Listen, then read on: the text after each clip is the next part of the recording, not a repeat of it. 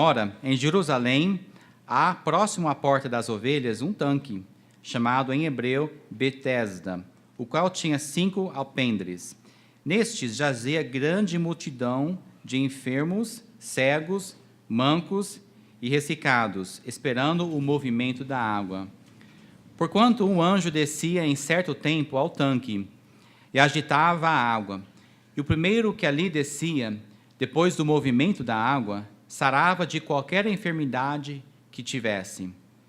E estava ali um homem que havia 38 anos se achava enfermo. E Jesus, vendo este deitado, e sabendo que estava neste estado havia muito tempo, disse-lhe: Queres ficar são? O enfermo respondeu-lhe: Senhor, não tenho homem algum que, quando a água é agitada, me ponha no tanque. Mas enquanto eu vou, desce outros antes de mim. Jesus disse-lhe: Levanta-te, toma o teu leito e anda. Logo aquele homem ficou são e tomou o seu leito e andava. E aquele dia era sábado. Oremos. Pai amado, te agradecemos pela tua santa palavra que nós temos aqui na nossa frente e o privilégio de estar lendo com liberdade a palavra de Deus no nosso português. Em muitos países, ó Pai, em muitas tribos não tem essa oportunidade, ó Pai. Obrigado, então, pedimos que neste momento o Senhor venha de encontro conosco, Pai, que o Senhor me use como um vaso de bênção, ó Pai, que apesar das minhas falhas, o Senhor possa falar através de mim e que todos essa noite sintam a presença do Espírito Santo, o Senhor possa trocar os nossos corações, ó Pai, que saiamos daqui edificados e fortalecidos na Tua bendita palavra. Pai, minha oração é que se alguém nessa noite não tiver a certeza absoluta da sua salvação, que essa noite seja então um dia que eles possam ter essa certeza, ó Pai. Então abençoe cada um, seja conosco, é o pedido que nós fazemos no nome de Jesus. Amém. Muito obrigado. Podem se assentar. Neste trecho, nós encontramos uma história até interessante, que em nenhum outro lugar na Bíblia fala sobre este tipo de milagre que houve aqui em Betesda. De acordo com este trecho, havia um certo lugar em Jerusalém que havia uma fonte, uma piscina, um tanque de água. E, na verdade, este tanque era dividido em duas partes, uma parte que ficava do norte e a parte que ficava do lado sul. E havia, ao redor deste tanque, um total de 5, pátios, né, que davam acesso à entrada dessa água. E era um lugar bastante movimentado. Mas em nenhum outro lugar relata sobre este milagre especificamente, que diz no versículo 4, que de tempo em tempo descia um anjo, e que ao mexer aquelas águas, por um breve momento, então Deus oferecia um milagre de cura à primeira pessoa que entrava ali naquele tanque, naquelas águas. Então, Jesus veio um certo dia para este tanque, para essas águas, e ele encontrou com um homem que, de acordo com o versículo, havia 38 anos que esse homem estava enfermo, com essa certa enfermidade. E o homem, então, imagino que, quando ele descobriu que aquelas águas possuíam este toque especial de tempo em tempo por um anjo, imagino que este enfermo ficou muito animado com a possibilidade de a sua cura. Talvez ele já tivesse em busca essa cura através de medicamentos que estavam disponíveis ali na sua época, de médicos, mas não havia cura para ele. Então ele ficou animado ao saber que talvez ele poderia ser curado nessas águas. Imagino que ele então chamou amigos ou parentes para o levar a este lugar, pois a Bíblia nos mostra que ele não tinha essa mobilidade, e ele ficou ali esperando com muita expectativa, talvez o próximo encontro do anjo com aquelas águas. Imagino que ele então, todo animado, quando veio aquele anjo, ele não conseguiu rapidamente o suficiente entrar naquelas águas, e outra pessoa fosse curada na frente dele. Mas ele não ficou desanimado, ele ficou ali esperando a próxima vez. Não sabemos quantas vezes isso aconteceu, ou por quanto tempo, ou de quanto em quanto tempo acontecia. Talvez diariamente, várias vezes por dia, não sabemos. Mas imagina ele ficando ali, esperando com a expectativa, aí vinha o anjo mais uma vez, mexia aquelas águas, e ele não conseguia entrar a tempo. Talvez depois de um tempo, seus amigos, parentes, ficavam cansados de tentar esperar com ele ali naquelas águas, no tanque, e ele acabou ficando sozinho depois de um tempo. Dias se tornaram em semanas e meses, e no final dos contos ele ficou nessa situação por 38 anos, quando Jesus veio e encontrou com ele. Eu acho que uma das frases mais tristes nós encontramos nesse texto. Mas, primeiramente, vamos analisar a condição deste homem, a condição deste pecador. A Bíblia nos fala, primeiramente, que ele estava enfermo. Nós bem sabemos disso. A Bíblia fala aqui no versículo 3, havia naquela multidão enfermos, cegos, mancos, ressecados, ou seja, muitas pessoas que estavam buscando um milagre, buscando uma cura, buscando por uma ajuda divina. E ele, então, estava exatamente assim, enfermo. Ele não poderia curar a si mesmo, ele não tinha outra esperança, ele estava ali, doente, com essa enfermidade, manco talvez, e ele buscava uma certa cura. A Bíblia fala que tinha muitas pessoas, e eu, ao olhar para qualquer lugar que você sai de casa, você vê que tem muitas pessoas que não necessariamente estão enfermos fisicamente, mas espiritualmente, como este homem também estava. Ele precisava de um Salvador, ele precisava de alguém que pudesse não só curar a sua enfermidade, mas que pudesse dar a vida eterna para ele, amém? Ele precisava de algo muito mais importante e muito mais eterno do que uma cura física em sua vida. Ele estava enfermo. Por que nós nos importamos tanto com missões? Por que o Templo Batista Maranata se importa tanto com a obra missionária? Além dela ser um fruto de obras missionárias, nós também queremos apoiar a implantação de outras igrejas, apoiar a evangelização de almas perdidas, seja nos presídios, ou seja, em outros estados e até outros países. Nós queremos ter uma mão em missões. É justamente por isso, porque muitas pessoas estão enfermas espiritualmente. Elas precisam de um Salvador. Elas precisam de alguém que possa curar a sua alma. Elas precisam de Jesus Cristo. E nós não podemos estar em todos os lugares ao mesmo tempo, mas através da nossa igreja em Ribeirão Preto, nós podemos dar um apoio, não só de oração, mas financeira, ao pastor Marcelo, que está em Senador Canedo, Goiás, ao pastor Aguinaldo, que está indo nas prisões do estado de São Paulo e ganhando almas para Cristo. Enfim, outros projetos missionários e outras pessoas também que estão trabalhando para que almas sejam salvas. Nós podemos ter um pedacinho disso através das nossas ofertas e orações por missões. É por isso que nós amamos tanto a obra missionária, porque nós temos essa preocupação de almas perdidas, nós temos essa preocupação do mundo que está enfermo, precisando do médico dos médicos, do nosso grande Salvador. Então ele estava enfermo. E nessa noite nós estamos falando sobre a enfermidade espiritual, mas, irmãos, às vezes o crente também passa por necessidades e está assim enfermo de uma certa forma. A sua alma está precisando de uma ajuda. E nós também podemos contar com Jesus Cristo. Mas veja, em segundo lugar, que ele estava enfermo e ele não tinha ajuda nenhuma. Quando Jesus encontrou com este homem, ele perguntou, o título da mensagem, queres ficar são? Que pergunta boba. Claro que ele deveria dizer sim, é claro que eu quero ficar são, mas na verdade é triste relatar que muitas pessoas estão enfermas ou estão em pecado, sabem disto e não querem ser curadas, ou não querem ser libertados do seu pecado. Não é triste saber que pessoas reconhecem o seu estado, que estão longe de Cristo, mas que estão gostando do prazer do pecado e não querem ficar são espiritualmente? Jesus o perguntou, queres ficar são?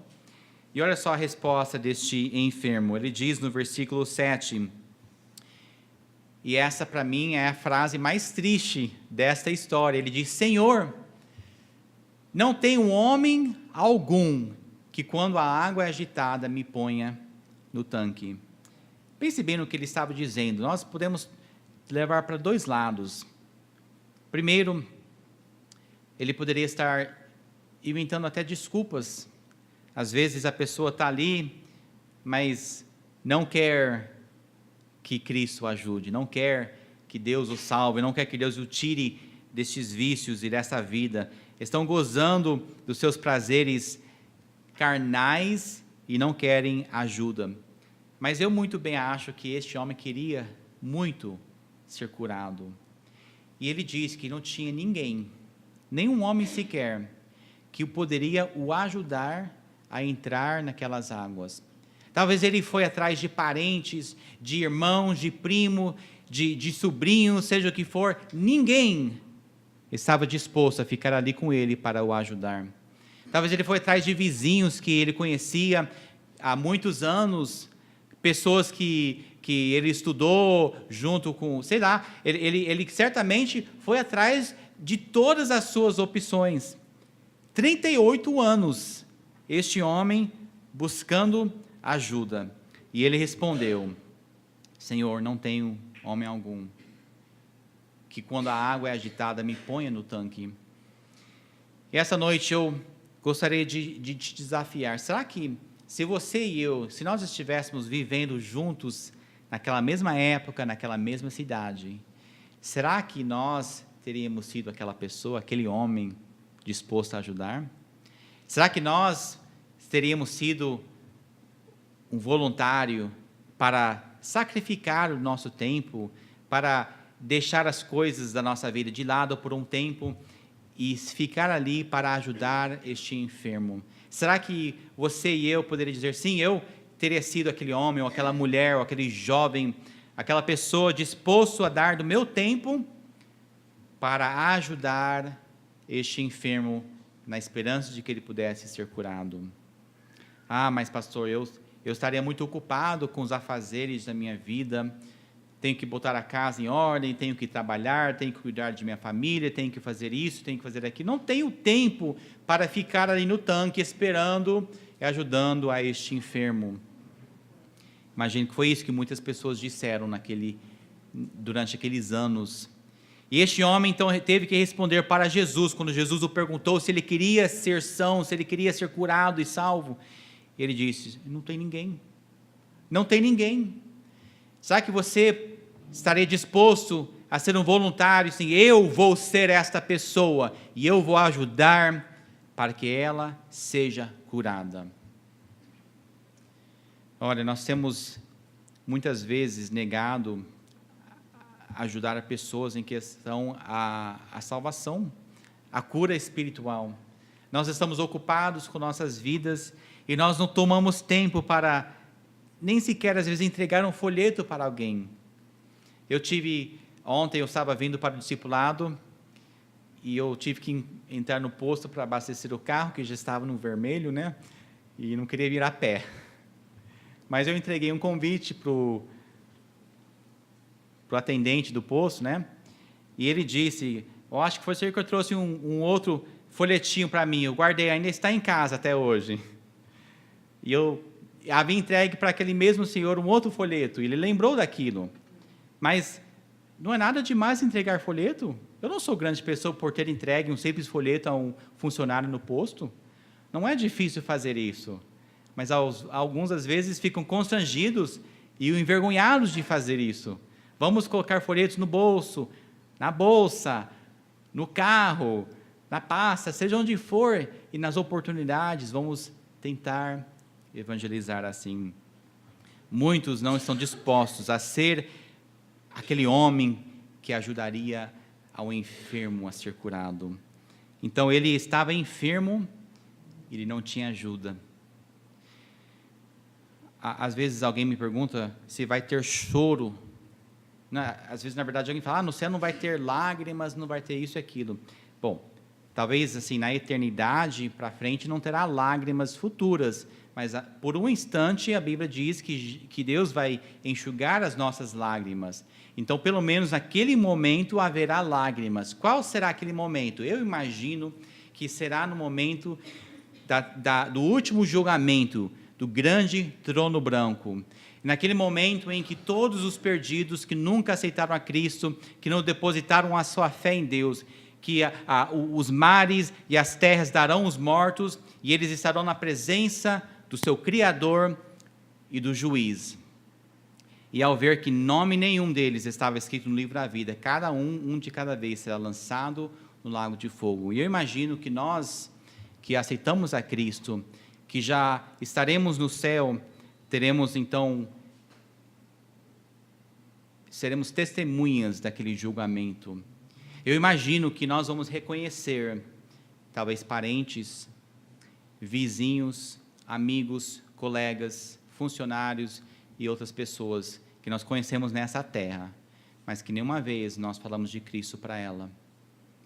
E essa pessoa, então, por não ter o nome escrito no livro da vida, será lançado no lago de fogo. E eu imagino que eu estarei chorando por oportunidades perdidas. Oportunidades que eu não aproveitei para ajudar aquela pessoa a entrar na água, a receber a Cristo. Então, vamos ser esta ajuda. Primeiro, ele estava enfermo, este homem não tinha ajuda, e em terceiro lugar, ele não tinha esperança. Você já pode imaginar como seria esperar 38 anos por uma cura? 38 anos. Alguns aqui não têm nem 38 anos de idade. Muitos já têm bem mais do que isso, né? Mas imagina a vida toda esperando. Imagino que ele já praticamente havia perdido a esperança há muito tempo.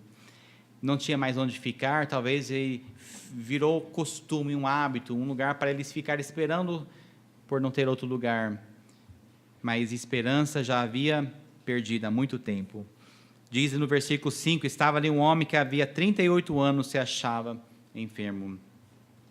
Às vezes, Deus permite que certas coisas aconteçam em nossas vidas, que duram o tempo, a vida toda. Paulo tinha um espinho na carne, e Deus preferiu deixar ali, e diz que a graça dele seria o suficiente. Mas esse homem, sem Cristo, sem a salvação, não tinha esperança alguma. E olha, é triste, porque o mundo perdido, sem um Salvador, não tem esperança alguma. Se você já participou de um enterro, onde havia pessoas não salvas, pessoas descrentes, pessoas não cristãos, que não têm a certeza de um lar no céu. Se você já presenciou isso, você deve ter visto que muitas vezes as pessoas estão ali, não chorando como um cristão chora, por tristeza. Sim, nós estamos na carne, nós sofremos muito, mas quando é algo que você não tem esperança da eternidade, dá um desespero por não saber, não ter certeza se vai encontrar com aquela pessoa ou não, o que é que vai acontecer no futuro, sem esperança alguma. Deve ser muito triste passar por toda a vida sem esperança. Este homem já havia perdido a esperança. E nessa noite eu quero que nós saiamos daqui com essa consciência de que muitos estão buscando por algo, já perderam a esperança, mas nós temos a resposta. Então veja, em segundo lugar, nós já vimos a condição do pecador, mas veja a grandeza do Salvador. Jesus Cristo veio de encontro com aquele enfermo, e Jesus Cristo era o grande Salvador. Veja, em primeiro lugar, que Jesus vê e bem conhece. Jesus sabe de tudo, amém? Jesus conhece os cabelos que estão na cabeça de cada um de nós. Ele conta os meus cabelos diariamente e leva mais tempo para contar do que os cabelos do pastor Aguinaldo, que não são tantos. Mas Deus conhece muito bem os cabelos até de cada pessoa neste mundo, 7 bilhões de habitantes. E Deus ainda conhece cada um de nós. Jesus Cristo sabe de tudo. E neste versículo 6, Jesus, vendo este deitado e sabendo que ele estava neste estado havia muito tempo. Olha, nada, nada, nada pega Jesus de surpresa. Não tem nada que acontece que ele diz, não esperava isso, não sabia disso. Não, Deus bem conhece e bem sabe de tudo. Ele vê no nosso coração, Ele vê a parte mais íntima do nosso ser, e Ele conhece cada detalhe de nossas vidas. Ele conhece cada probleminha, cada pensamento, cada desejo, Ele conhece tudo de todos. Então, quando Ele foi atrás deste indivíduo, e é uma bênção saber que Jesus ainda se importa com o indivíduo. Não é só as multidões, mas Ele foi atrás de um homem que estava no meio de uma multidão de enfermos. Jesus foi atrás de um, e Jesus ainda se interessa com cada um de nós. Olha, ninguém aqui é pequeno demais para ser interessante a Jesus.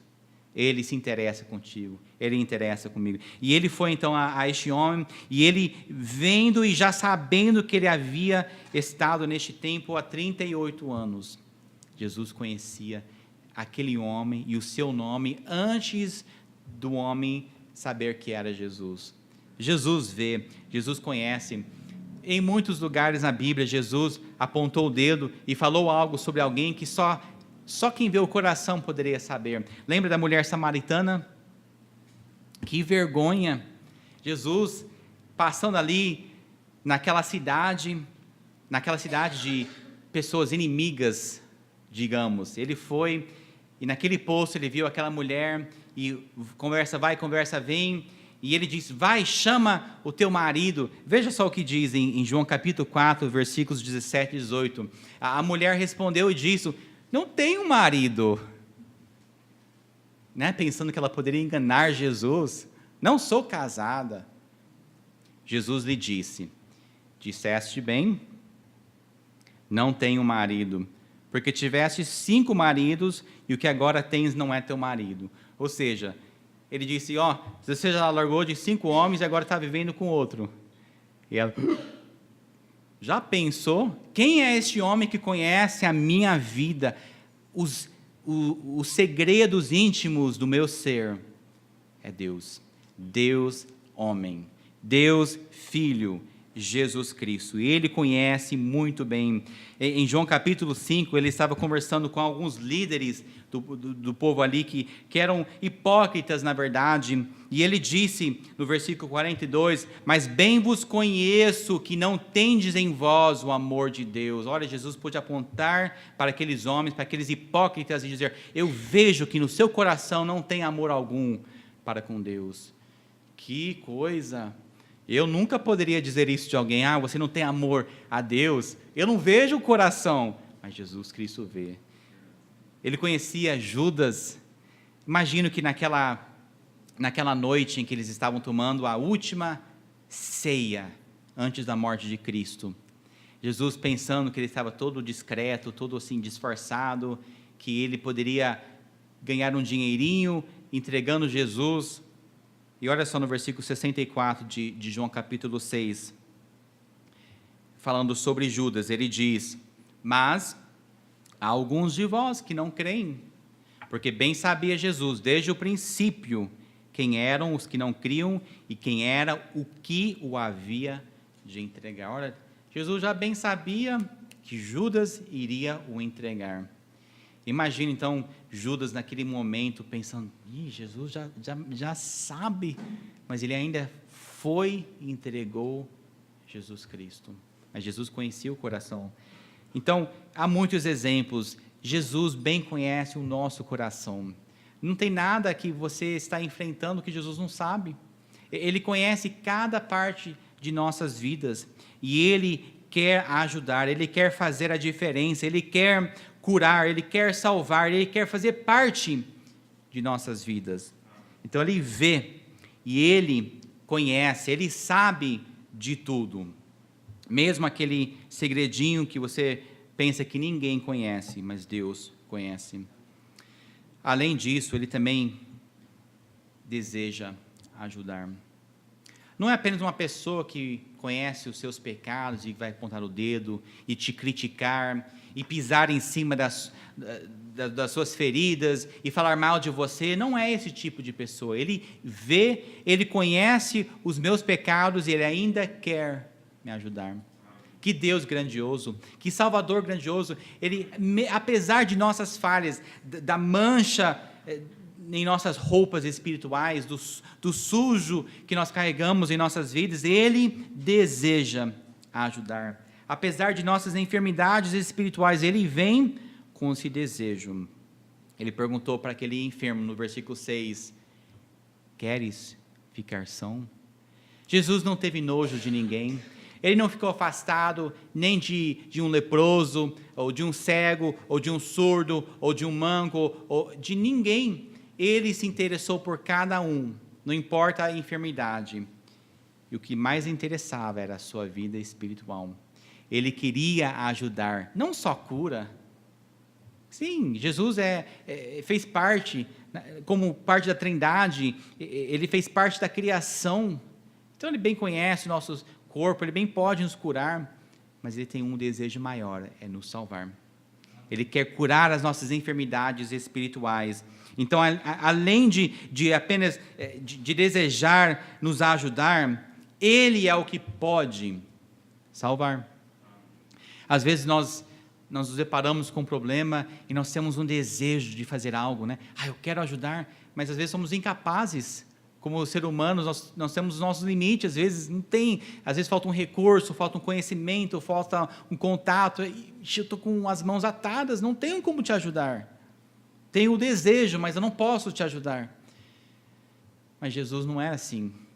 Ele, além de querer te ajudar, mesmo vendo o coração sujo que nós temos, Ele também pode nos salvar. Jesus diz no versículo 8, Jesus disse-lhe, levanta-te, toma o teu leito e anda. Levanta-te, algo que aquele homem não havia feito. Pela primeira vez, então, ele estaria levantando, tomando o seu leito e andando. Olha, espiritualmente falando, às vezes nós temos que colocar a nossa fé em Cristo, mais do que nós já colocamos. Não só para a salvação, mas eu digo para a vida diária. Às vezes nós estamos mancando com alguma dificuldade, um problema, e Jesus diz, vem, levanta-te, anda. E nós ficamos ali meio assim, não, eu estou aqui, está gostoso aqui no chão, deixa eu ficar deitado, é mais fácil, não quero levantar, não quero sair daqui. E nós não podemos ficar assim, deitados, prostrados, caídos. Jesus diz, levanta-te, toma o teu leito e anda. E este homem, depois de 38 anos, depois de ter perdido toda a esperança, ele encontrou com um homem, um Salvador, que não só o conhecia, e não só queria ajudar, mas um homem que podia fazer a diferença.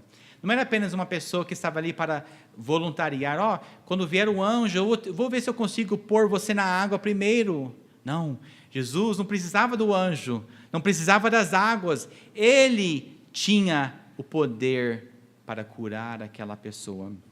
E Jesus disse, então, toma o teu leito e anda.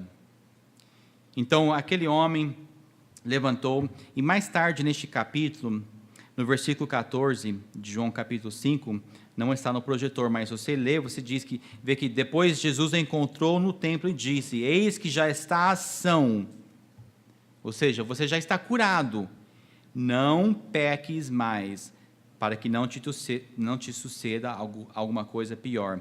E aquele homem foi e anunciou aos judeus que Jesus era o que o curara. Olha, eu acredito de coração que este homem foi salvo. Que Jesus diz, olha, você já foi curado, agora procure não pecar. E ele foi e anunciou que Jesus havia feito algo na vida dele. Então nós devemos ter esse desejo também de anunciar as obras que Jesus tem feito por nós, anunciar o que Jesus fez em nossas vidas. Este homem foi e anunciou o que Jesus era, o que o curara. Será que você tem anunciado? Olha, amigo, Jesus fez uma transformação em minha vida. Olha, fulano, Jesus é o que me ajudou. Olha, Jesus é o que deu essa alegria no meu coração. Ei, você quer paz no seu coração? Jesus é quem pode te dar. Eu gosto muito de estar com minha família. E quando os filhos são bem comportados, não é sempre assim. E nem sempre foi assim, né? Quando eram menores ainda, era mais difícil. Mas Deus abençoava momentos, a gente estava num restaurante, ou numa igreja, ou saindo de um lugar, em viagens, e de vez em quando a gente fica abatido, é muito trabalhoso criar os filhos, parece que nunca vão entender, não vai sair direito, não sei o que lá, e de vez em quando eles se comportam direitinho, alguém vem, um desconhecido, e fala, como é que você consegue os filhos tão bem comportados? E eu penso, os meus? Está falando esse daqui, esse daqui, esse aqui? E Deus, às vezes, dá uma oportunidade de falar algo. Olha, é Jesus. É Jesus. Deus é que nos dá essa salvação, essa alegria, essa harmonia. Enfim, às vezes alguém vem e te fala, como é que você consegue essa alegria no seu coração? Você sempre está sorrindo. E você, eu sou assim. Você fala, não, é Jesus Cristo. Alguém te pergunta, como é que você tem essa paz, esse sossego? Olha, acontece o que acontece, você está sempre assim, tranquilo. Como é que você consegue? Deixa eu te mostrar. É Jesus Cristo. E Ele foi, e Ele anunciou que Jesus era o que o curara. Olha, eu quero anunciar, Jesus foi quem me transformou. Foi Jesus. Eu dou crédito, toda a glória para Ele. Nada vem de mim. Então, nessa noite, Jesus quer te curar. Não estou falando de físico. Claro, você tem enfermidades, Deus se importa com isso também, mas o desejo maior ainda é o Espírito.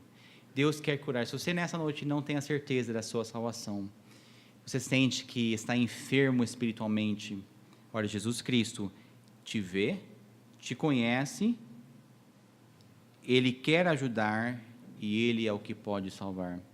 Deixe Ele fazer uma obra na sua vida.